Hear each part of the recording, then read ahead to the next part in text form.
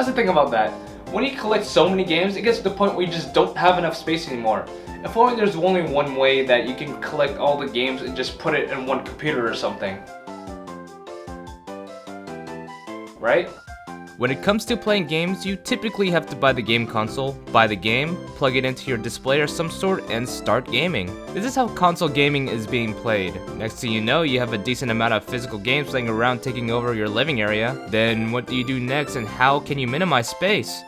Well, there is buying the games digitally on whatever online digital store. That's the thing about a video game. You have to waste money to buy the console, buy the game, maybe buy a TV if you're that person in order to play the game. That's just way too much money to spend, yeah? But another way, what the companies call an illegal alternative, is to play the games on an emulator. Video game emulators are a trend where people download video game softwares to play games on their computer. Just a couple downloads, multiple viruses later, and then you can play Smash Bros on your computer. The user can definitely download whatever games they want, and that's the beauty of it. You may play on a mouse and keyboard, but you do have the option of using the actual controller on a USB interface, or if the controller already has a USB plug-in in, that's fine too. What is an emulator when it comes to video games? An emulator is a computing software where the emulator emulates a video game. Usually these were used for development demos and even new games. Game companies have their own emulators to create games that we all know and love today. Video game fans have gone far beyond utilizing these programs to create homebrew projects so you can play the old school games on the modern consoles, and doesn't matter what platform they are. An emulator can expand from a computer to a console and even an off-brand console clone.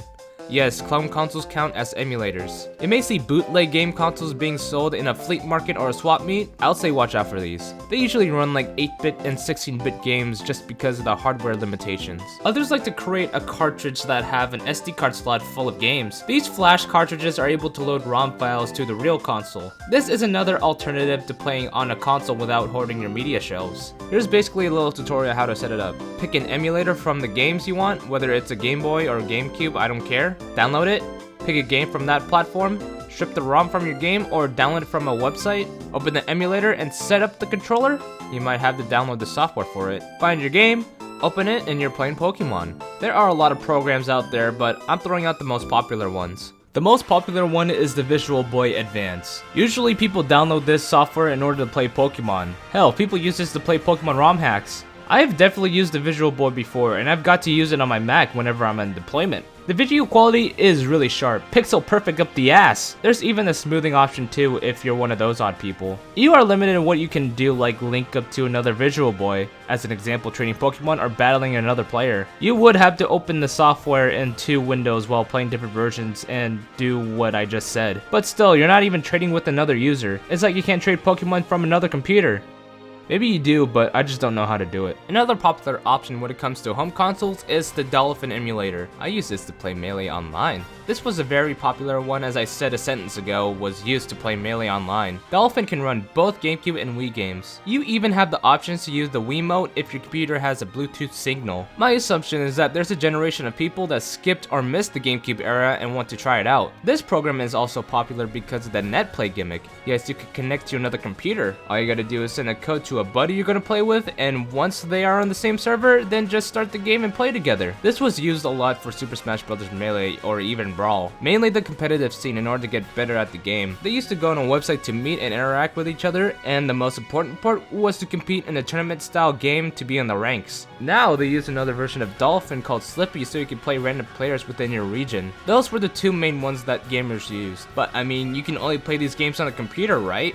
Well, no, there's another source which may happen to be in your pocket. Yes, you can play emulators on your phone. Again, the most popular one is the Game Boy games, mainly Pokemon. For today's smartphones, running a DS game is no biggie, but to play the games you have to download the third-party app to download the emulator, then download the game from a website to play the game. God damn. Apple wasn't a fan of this because it's considered jailbreaking to them. So every iOS update will always revoke the emulators and the jailbreakers would have to update the app, which can take a while. Android didn't have a problem with this and still has the same app that was used in the last decade. As you can tell, I mainly play Nintendo games on an emulator. There are other emulated platforms like PlayStation and Sega, but I personally never used it before. But a couple of researchers later, I bet you can look one up, and there you go. As consoles die out, there will always be an emulator replacement. The main concept of this is that you don't have to buy the actual game. Just download it from your computer. You also have multiple controller options to choose from, so you can stick to the controller you are comfortable with. Since we are moving to a higher resolution, you may also play the games in a higher resolution. If you have the right specs for your computer, then it's gonna run smoothly. That's a step up than what the original game console can handle. Higher resolution for the games, which means widescreen mode. For games that have a standard aspect ratio, there is an option where you can play the games in widescreen. Now you have all this extra perspective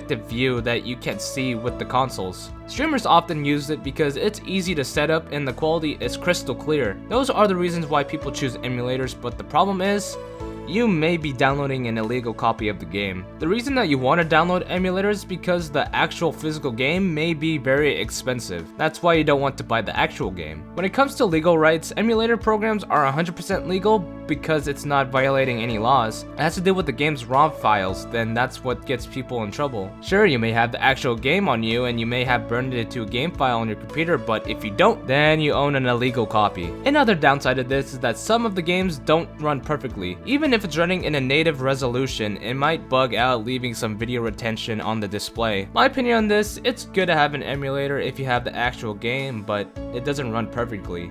Not only that, I don't use this for other games besides Melee. I prefer playing on the actual console because that's the real deal. I don't want to be hunched on the computer while reviewing a game that's originally from a game console. Playing a game console is playing it on a TV with a controller in a chair or a couch if you're fancy Nancy. Again, I prefer playing on the actual console to prove that I actually own the console and the game. Emulators might be a little bit buggy, but it is another efficient way to play the console games on your computer, if your computer is powerful enough. With these, the developers are updating these every so often. Now just imagine me having a lot of versions of Dolphin downloaded on my computer. Some of these guys I showed on the computer because I don't have the physical games on me due to it being in a different location. Wait, since I said that, oh god, Nintendo's gonna go after me. Gotta think something, don't wanna deal with this in court. I gotta change my name, my title, my branding, got it. Okay, I will change my name to Chai Tea Rockyy. Yeah, way better than Super Chat 64 that I made in middle school. Okay, that's a good idea. Okay, I'm gonna do that right now. Oh god, a spider!